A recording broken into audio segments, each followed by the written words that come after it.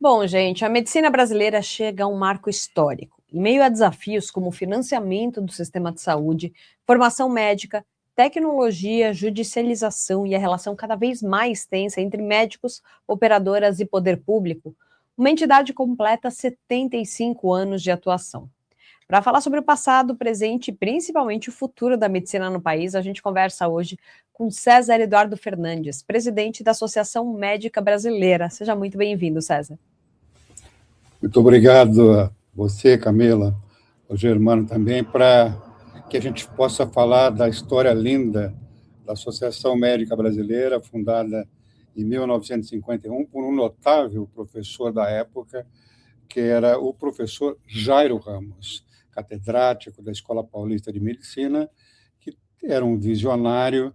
Ele conseguiu congregar alguns estados, na época não eram todos os estados, e fundar a MB, cujos propósitos de inícios ele se mantém até os dias atuais, claro, adaptado para novas realidades que a gente vem vivendo, que era um propósito de lutar pela melhor assistência da população brasileira, do paciente na sua singularidade e do bom exercício da profissão. Essas são as bandeiras que carregamos desde a nossa fundação até os dias atuais. Doutor César, obrigado pela presença. Eu que agradeço. Doutor, ao completar 75 anos, a Associação Médica Brasileira chega mais como uma voz de defesa da classe ou como uma entidade chamada a ajudar a repensar o sistema de saúde como um todo? Bom, nós somos uma associação de médicos, né? Portanto, nós somos uma associação da classe médica. Mas o nosso propósito vai muito além disso, né? O nosso propósito é repensar, acho que quero aproveitar suas próprias palavras, repensar, refletir, né, e ajudar com proposições, porque é o que nós podemos fazer. Nós não legislamos, não temos o poder de mudar as políticas de saúde, né, mas nós podemos oferecer apreciação crítica que possibilite às autoridades constituídas rever as políticas de saúde, né? No Brasil, a gente tem uma porção de coisas que precisam melhorar, e nós não podemos nos omitir como classe médica, que representamos todas as sociedades de especialidade, reconhecidas por lei existentes no Brasil, são 54 sociedades de especialidade, são afiliadas da MB. Mas nós temos representação em todo o território nacional. Então, é nossa obrigação, é nossa missão, está dentro dos nossos propósitos, fazer essa apreciação crítica, fazer a interlocução com o legislativo, com o executivo, não é? Propor, criticar com absoluta isenção. Isso está muito difícil nos dias atuais, tendo em vista de que nós temos um país extremamente polarizado, como vocês certamente sabem melhor do que eu, e muitas vezes as posições que entidades tomam têm sido interpretadas como posições políticas, quer de um lado, quer de outro. A MB procura, não é? Enquanto lá eu estiver como presidente, não será diferente, ficar absolutamente à margem dessa polarização ideológica político-partidária. Então, independente de quem são as autoridades constituídas, de quais cores ideológicas ela possa ter, nós vamos interagir sempre com absoluta isenção e propondo alternativas que, a nosso juízo, nos parecem ser as mais apropriadas. Agora, quando a gente olha para o dia a dia do médico no Brasil hoje, qual é o maior descompasso entre o que se espera desse profissional e as condições reais que o sistema oferece?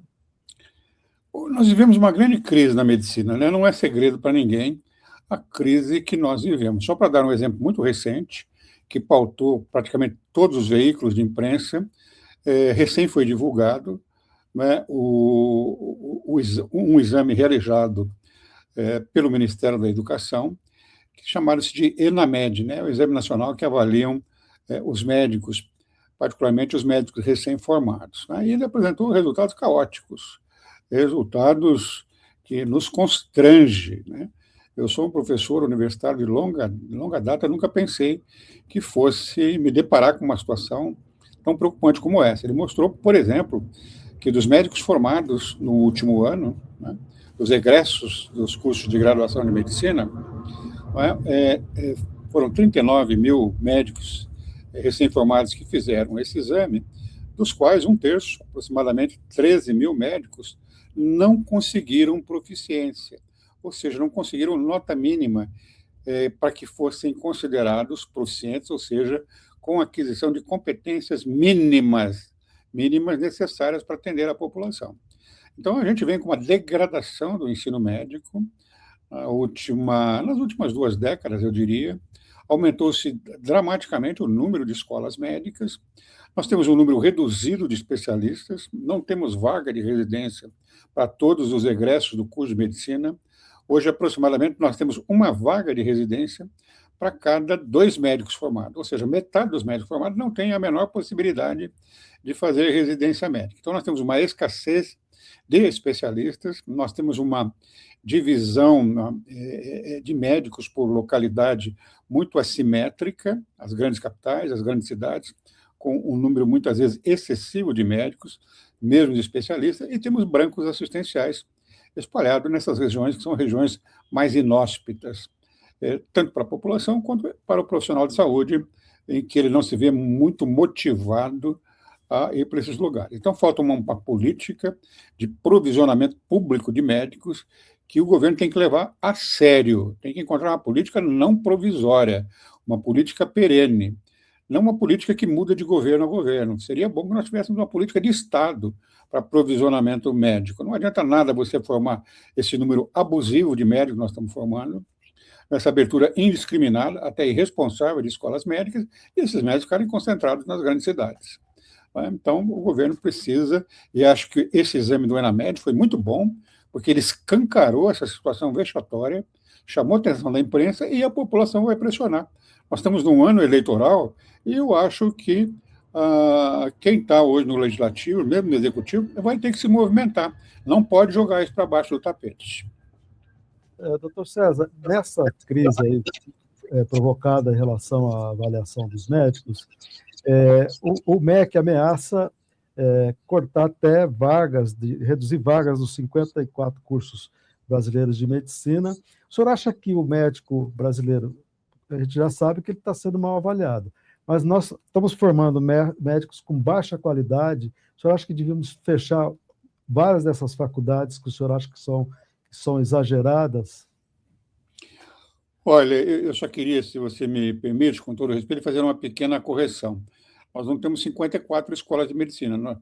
Nós temos dados fechados em 2024, que é a última demografia médica publicada em março do ano passado, há menos de um ano, portanto, com 448 escolas em funcionamento.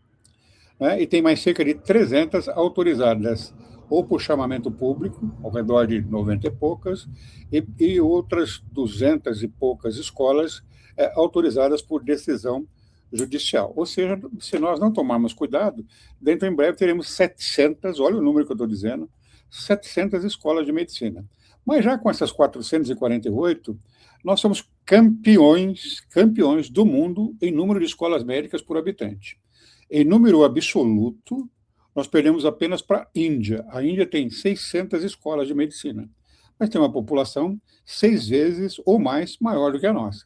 Então, se nós dividimos o número de escolas por habitante, nós somos campeões. Está previsto que nós temos hoje aproximadamente 640 mil médicos, com uma capacidade formativa instalada de aproximadamente 50 mil médicos ano. Então, tem-se a expectativa que em aproximadamente 10 anos, 2035, nós teremos mais de 1 milhão e 100 mil médicos, o que dá, por cada 1.000 habitantes, vai dar um número absurdo de médicos, praticamente não visto em país nenhum. Ocorre que a população se encantou muito com a história de mais médicos. O que se perguntou para a população, o que se ouviu da população, é que a população gostaria de ter mais médicos. Claro, todos nós queremos ter mais médicos. Mas se nós perguntarmos para a população, você quer mais médicos mal formados ou você está querendo dizer que você quer médicos bem formados, competentes, exitosos, resolutivos, com formação humana correta, com aquisição de habilidades e de atitudes que lhe permite ser médico, ou pode ser qualquer um médico? Eu tenho absoluta certeza que a população não diria que quer qualquer um médico. Então, O que aconteceu no Brasil foi que nós abrimos demasiadamente escolas médicas, sem infraestrutura necessária, sem campos de ensino, sem docentes. O ensino da medicina não é apenas teórico, não basta aprendizado cognitivo, intelectual. Não, eu preciso de 40% da grade horária de ensino prático. Então, um exemplo que pode parecer banal: o médico precisa treinar o seu olhar, olhando para características do paciente, precisa treinar o seu ouvido, precisa treinar o seu olfato, precisa treinar os seus sentidos. Os médicos antigos, que foram meus professores, diriam: vocês têm que irem construindo ao longo do curso o seu olho clínico, não é? Que você só adquire vivendo junto aos pacientes, com os seus preceptores, onde você tem infraestrutura necessária, ambulatórios de ensino, laboratórios, hospitais de baixa complexidade, de média e de alta complexidade. Existem cidades hoje com 60 mil habitantes que não tem nem infraestrutura básica, de unidade básica de saúde, de unidade de pronto atendimento, onde lá se plantou uma escola médica, com a ideia equivocada de que o médico, ao formar, ficaria lá. Ele não fica. Ele forma e vem para o grande centro. Obrigado pela correção, doutor, porque eu realmente não sei, eu acho que eu me confundi com esse número, porque eu sabia que o Brasil tinha quase tantos médicos quanto a Índia. O senhor tem razão, só que a Índia tem 1,5 bilhão de habitantes e nós temos 200 milhões. O senhor tem razão. Agora, eu queria só que, já que o senhor corrigiu essa informação, eu queria saber o seguinte. Rapidinho, Germano, só trazendo aqui, na verdade, foram 54 cursos que foram reprovados no curso e que tiveram que podem sofrer sanções. Fechados, eu acho que foi aí só a confusão. Eu acho que eu me troquei, eu fiz a confusão. Não há problema nenhum com esse pequeno equívoco, porque o que importa é o raciocínio que nós estamos desenvolvendo, né? É que o número é tão gritante que eu me permiti fazer essa observação para clarear, né? O senhor tem razão, sim.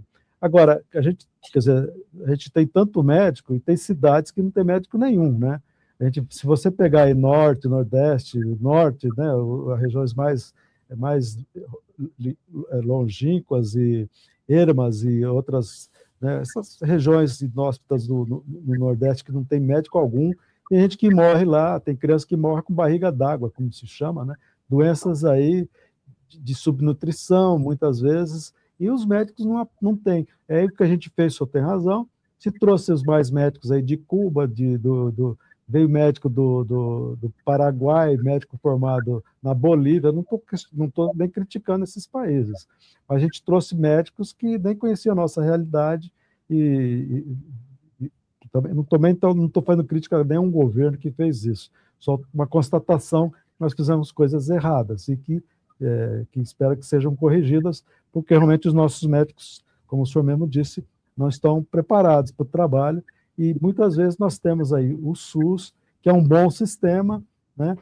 Que é um dos melhores do mundo, só que não temos médicos suficientes para atender esses postos, não é isso?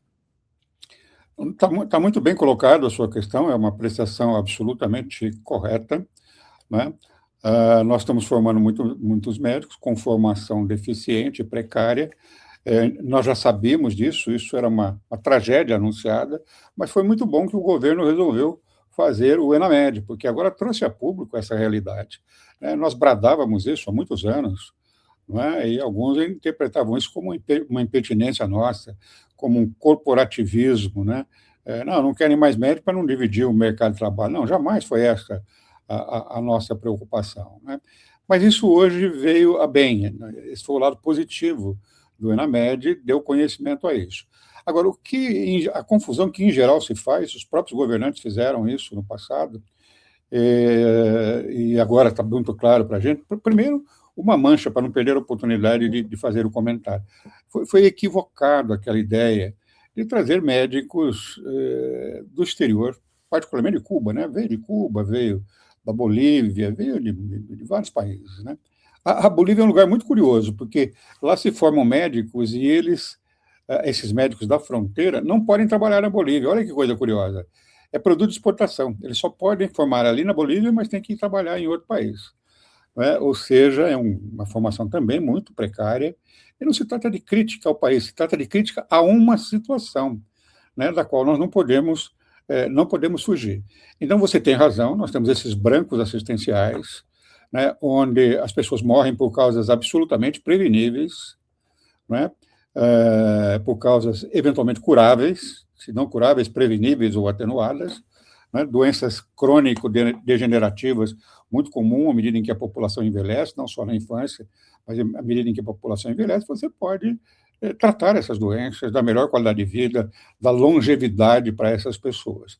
Agora, o que se confunde no Brasil é política de provisionamento de médicos, particularmente para as regiões mais difíceis, com política de formação de médicos. São duas coisas absolutamente diferentes. Primeiro, uma escola médica tem que ser plantada em municípios que têm condições de albergar uma escola médica, né?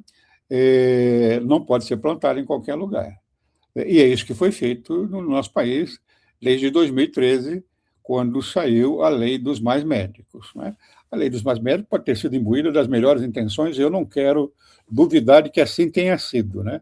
Eu imagino que os governos vão buscar políticas públicas de saúde no sentido de trazer prejuízo à população. Seria um absurdo total que nós pudéssemos acreditar nisso num país nosso democrático, que a população enxergaria isso com muita naturalidade. Porém, se esqueceram de fazer política de provisionamento, que até hoje não está bem feita. Não é? Eu gosto de dar o exemplo da magistratura. A magistratura tem carreira do magistrado. O magistrado, nós estamos aqui no estado de São Paulo, o magistrado não começa no Fórum Central aqui de São Paulo, não, no Fórum João Mendes. Ele começa lá numa pequena cidade do interior. Eu venho de uma pequena cidade do interior, uma cidade bem pequenininha. Eu venho. Na minha cidade, as duas casas mais bonitas que tinham era a do promotor e a do juiz de direito. E o prédio mais lindo da cidade era o Fórum. Nunca faltou promotor, nunca faltou juiz. Mas lá só tinha um médico. Nunca me esqueci dele, talvez pela abnegação, pela maneira como ele lidava com os pacientes, talvez tenha sido uma das pessoas que tenha me inspirado, não é, a buscar pela profissão de médico, né? Eu acho que precisaria fazer algo semelhante para o médico, ter uma carreira de Estado, em que ele deveria começar obrigatoriamente por uma cidade pequena, e que lá ele poderia ficar por um determinado tempo, e a depender da sua competência, da sua vontade, não é, do tempo de serviço, ele poderia ir progredindo para outras cidades. E não pode haver duplicidade de função. O indivíduo ser funcionário do Estado, imagine você, o juiz de direito, de manhã ele trabalha no fórum da comarca e à tarde ele vai para o seu escritório para atender clientes. Não, ele só é juiz de direito. Eu acho que o médico de Estado poderia ser assim também, mas para isso você precisa remunerar adequadamente. A remuneração do médico hoje, ela é vil, ela é vergonhosa. E vamos lembrar que a profissão de médico é o curso de graduação mais longo que nós temos no país. E terminado o curso de graduação, não terminou a formação médica. Para você se tornar um especialista, você precisa fazer mais 3 a 5 anos de residência, né? E faltam especialistas, hoje faltam especialistas também. E o médico jovem não está entusiasmado mais em fazer a especialidade, porque ele não vê vantagem para isso. Ele não vai ter ganhos em relação a isso. Então, ele prefere, de cara, começar a trabalhar no programa de saúde da família, onde não tem especialistas suficientes, não tem médicos de saúde de família suficientes, e eles aceitam esses médicos generalistas para exercer essa função. Então, veja que nós temos uma crise terrível, que precisa de equacionamentos muito sérios, né, em que os políticos e governantes têm que entender que isso não é questão meramente eleitoral. Precisa haver política de Estado para resolver essa questão. Bom, a gente está conversando hoje com César Eduardo Fernandes, presidente da Associação Médica Brasileira, entidade que representa os médicos de todo o país. Doutor, a tecnologia, a telemedicina e a inteligência artificial estão transformando o mundo e também a prática médica, né? Esse avanço ajuda a melhorar o cuidado com o paciente ou corre o risco de acentuar desigualdades no acesso à saúde? Olha, nós não podemos refutar essa tecnologia, desconhecer o seu valor, né? Essa tecnologia veio a bem, né? Você tem hoje tecnologia de inteligência artificial que constrói fluxogramas diagnósticos, fluxogramas terapêuticos, auxiliam o médico, né, a elaborar os seus raciocínios, formular a sua hipótese diagnóstica, considerar opções terapêuticas. Então, ajuda muito. Ajuda no ensino, no ensino da graduação, ajuda no ensino da residência médica, então são ferramentas extremamente valiosas, né? Ainda hoje não disponível em todo o território nacional, né? Muitas vezes restrita a grandes centros, a grandes empresas, não é? Mas são tecnologias de alto valor, você tem equipamentos diagnósticos muito interessantes, né? Você tem hoje, todo mundo já conhece, robôs que fazem cirurgia, né? Sempre guiados, claro, pelo médico. Mas você não tem isso disponível para todo mundo, né? E, claro, também não estamos há tantos anos com a robotização na área médica, mas certamente ao longo do tempo isso virá. Eu acho que isso venha bem, né? Mas eu entendo que jamais, né, o médico poderá, e aqui não há nenhum corporativismo, ser substituído por essas máquinas, porque o médico tem uma percepção do cliente, do paciente, que a máquina não tem. Que a máquina não tem. O olho clínico, que eu mencionei há pouco, né? Então, ele pode aproveitar todas essas informações, mas ele tem que ter um julgamento próprio, né? E ele tem uma outra coisa que a máquina não tem, é o acolhimento, a maneira de passar a informação que eu passo para o paciente A para uma determinada doença X, eventualmente tem que ser elaborada de forma absolutamente distinta da mesma doença X para o paciente B, para que eu obtenha sucesso, para que eu tenha êxito nas minhas proposições, né? Então, eu acho que não adianta lutarmos contra a tecnologia. Ao contrário, nós temos que aproveitar tudo de bom que tem a tecnologia, porque ela vem a bem do exercício da medicina e o beneficiário final disso é o paciente. Doutor César, hoje em dia, os planos de saúde, hoje em dia não, já há algum tempo os planos de saúde, eles dominam esse mercado e agora está nascendo forte desde a pandemia, surgiu então agora a telemedicina, em que os médicos atendem ali o paciente, muitas vezes até sem vê-lo, atende pelo computador, vendo a imagem.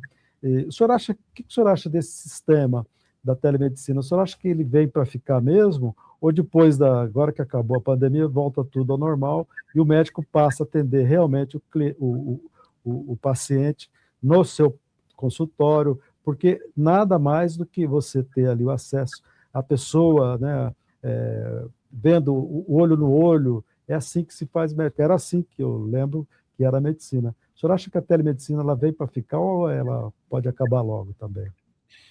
Então, veja você, né? Eu sou um médico já de muitos anos de formado, né? O ano passado, eu completei meio século de exercício profissional. Me formei em 1975. 50 anos de exercício profissional me fez viver momentos muito diferentes da medicina. Aquela medicina que eu aprendi nos bancos acadêmicos, que me foi de grande valia, tive grandes professores, ela estava fundada e centrada nos conhecimentos vigentes. Se eu praticasse aquela medicina sem nenhuma alteração até os dias atuais, muito provavelmente não teria condição de atender mais ninguém. Mudou completamente a medicina desde os primórdios da minha formação. Se você falasse comigo, não quero recuar muito no tempo, não quero voltar lá nos primórdios da minha formação, não. Se você falasse comigo há 10 anos atrás, eu ia ser um indivíduo absolutamente contrário à telemedicina. Aliás, me posicionei assim, acho que há uns 10, 15 anos atrás. Como é que o médico pode atender por telemedicina? Ele tem que falar pessoalmente com o paciente, ele vai ter que examinar obrigatoriamente os pacientes. Não é possível fazer telemedicina. Eis que, de repente, sem que ninguém me avisasse, sem que eu me preparasse para isso, chegou a pandemia. E na pandemia, o que eu fiz? Eu fechei o meu consultório, que é um consultório de muitos anos, como todos os médicos fecharam. E as pacientes, eu sou um ginecologista, né? E as pacientes têm grande respeito e vínculos muito fortes como pacientes dos seus ginecologistas, o têm em grande confiança. E como é que eu passei a atender as minhas pacientes? Primeiro, eu precisei aprender a ferramenta da telemedicina. Eu não sabia usar a telemedicina. Não tinha a menor ideia de como fazer isso, mas fui obrigado a fazer. E fiz isso durante toda a pandemia, né? Depois disso, e já no finalzinho, haviam proposições de legalizar a telemedicina que foi aceita pelo legislador e pelo executivo temporariamente para ser exercida durante a pandemia. Mas depois ela foi regularizada. Quando da regularização, eu fui um defensor da telemedicina, inclusive propondo que ela fosse mais abrangente do que o projeto inicial previa. O projeto inicial previa que você não poderia atender pacientes fora da sua jurisdição. Eu sou um médico de São Paulo, por exemplo, não poderia atender um paciente de Minas Gerais. Algumas entidades defendiam que o médico só poderia atender paciente de outra jurisdição se ele tivesse inscrição no seu CRM lá. E só poderia o médico atender por telemedicina a partir da segunda consulta, de que a primeira consulta teria que ser necessariamente presencial. Eu lutei para que nós vencêssemos a barreira territorial e para que nós vencêssemos a barreira do impedimento da primeira consulta. Foi uma luta muito difícil, mas nós conseguimos, né? Nós conseguimos e o parlamento aprovou, né, porque eu achava que se você não pudesse atender a primeira consulta, se você não pudesse atender pacientes, você estava ferindo de morte a telemedicina, porque a telemedicina visa fundamentalmente acessibilidade. Agora, quem faz telemedicina tem que assinar um termo de consentimento livre e esclarecido.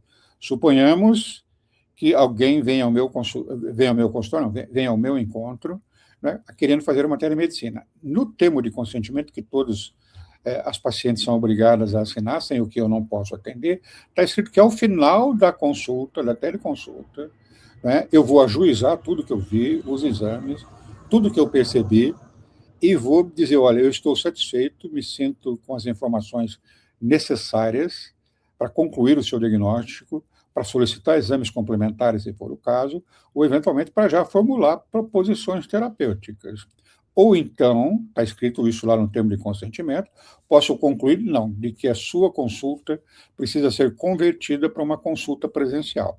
Isso do ponto de vista meu, do médico. E do ponto de vista da paciente, a mesma coisa. Então, ao termo da consulta, eu pergunto, a senhora está convencida de que a nossa consulta foi suficiente no seu entendimento para que eu, médico, estivesse convencido a fazer o diagnóstico, o tratamento? Porque fique à vontade, caso a senhora não esteja, nós vamos, por sua solicitação, fazer uma consulta presencial.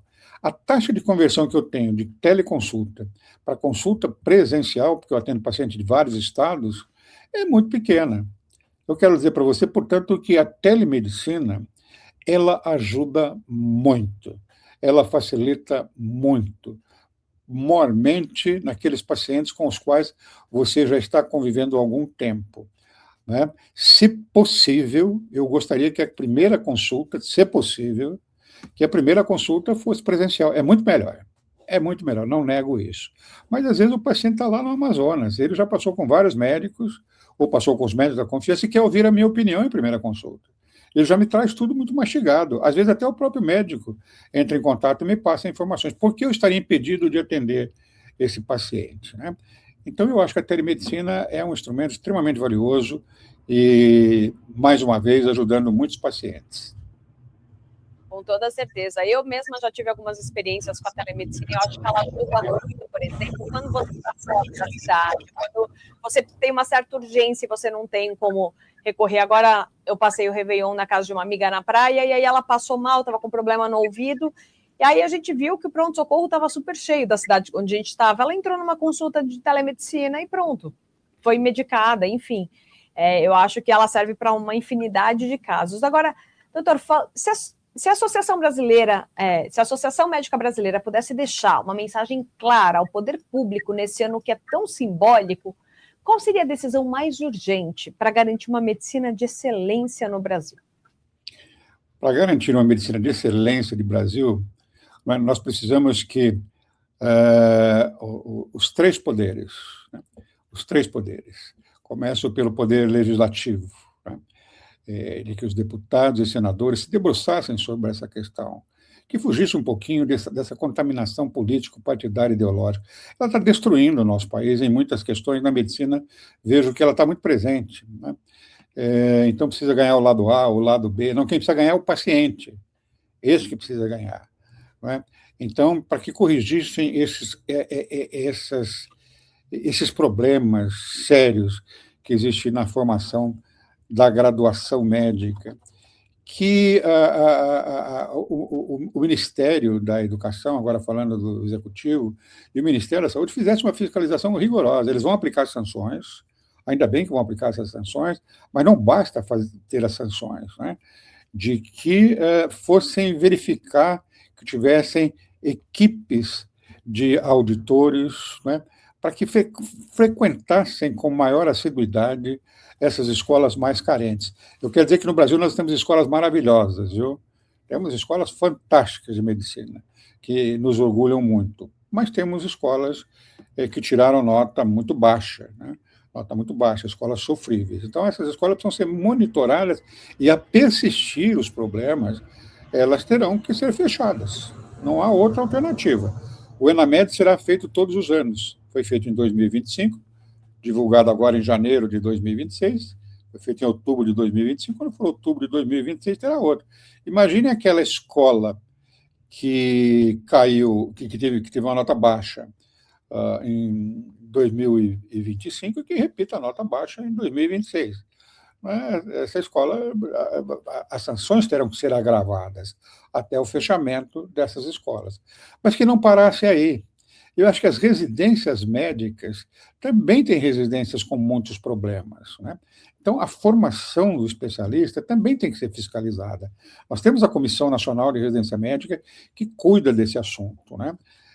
Lá tem componentes de várias entidades médicas, mas eu tenho a impressão de que precisaria um exercício mais rigoroso da fiscalização da formação desse residente, né? E que aprovassem o exame de proficiência médica para o recém-formado, né? Com isso, claro, nós já melhoraríamos o profissional de medicina. Eu estou falando do profissional médico, mas isso é extensivo a todos da equipe médica, porque o médico sozinho não faz nada. Ele precisa de enfermeiros, ele precisa de auxiliar de enfermagem, precisa de fisioterapeutas, precisa de fonoaudiólogos, precisa de um sem número de outros profissionais que também fazem parte da assistência médica. Então, o exame de proficiência eu acho absolutamente necessário e também a fiscalização da residência. Porque o residente também, ele sai da residência, e tem residentes que saem muito bem formados e tem residentes que saem com formação precária. E todos eles recebem o título de especialista. Então, você fala, o especialista no nosso país, como é que ele está? Ele está bem? Não sei. Certamente temos especialistas muito bons e temos especialistas que talvez tenham formação deficiente. Nós precisamos ter métrica de tudo isso e reavaliações periódicas. Eu acho que o título de especialista não é para valer por uma vida toda. No Brasil, ele é vitalício. Eu tirei o meu título de especialista em 1978, né? E até hoje nunca me pediram nenhuma complementação e nada que me obrigue a comprovar que eu me mantenho um indivíduo em condições de ainda poder me anunciar como especialista. Então, nós temos muitas lacunas que precisa haver seriedade, né, e absoluta isenção das pessoas para que a gente defina. Seriam essas, de forma muito resumida, as mensagens que eu deixaria para o Poder Executivo, para o Legislativo e para o Judiciário também, né? O Judiciário tem que entrar nessa questão, né, para também ver, enfim, se a legislação proposta está sendo cumprida. Uma coisa é o papel, outra coisa é a realidade, né? Com certeza. A medicina muda, o país muda, mas o desafio segue sendo o mesmo. Cuidar de pessoas com qualidade, ética e responsabilidade. Muitíssimo obrigada pela conversa de hoje, doutor. Eu agradeço, segunda vez que tenho a oportunidade de estar com vocês, a outra vez estive aí presencialmente, né? E sempre que convidado é uma honra, uma satisfação estar na presença de ambos. Viu? Muito obrigado, parabéns pelo programa. Muitíssimo obrigada.